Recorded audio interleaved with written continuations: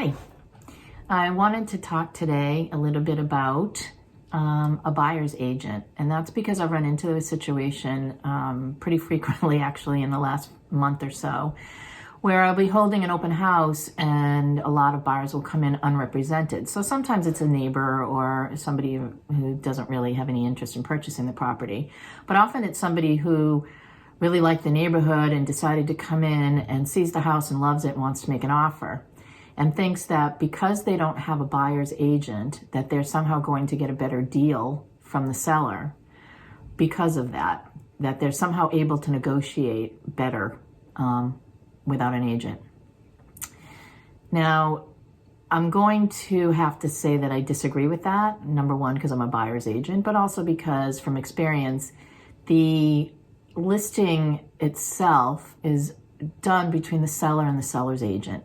So when you have a listing agreement, the seller agrees with the agent what that commission will be. It's in the listing agreement. And then at closing, that amount is split between the buyer agent and the seller agent. So if you don't have a buyer's agent representing you, that money all goes to the seller's agent.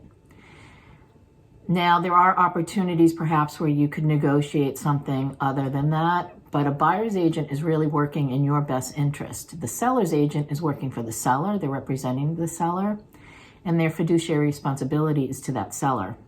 And while they can write up an offer for you, they're not doing due diligence for you, and they're really not doing any favors for you in terms of research or assisting you in any way. Most likely, they're going to see multiple offers on that property, and writing up your offer is just something else they're doing that day. It's another piece of work for them.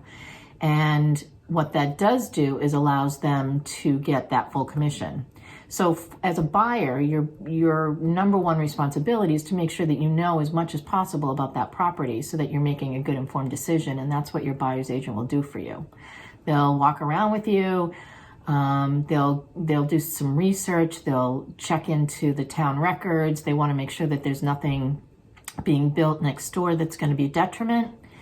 And they're doing all of that in your best interest. So my recommendation is to always have a buyer's agent representing you. Even if they're not available to go to an open house with you, they can still do that research and speak to the agent for you on your behalf. And it's always the best way to do it.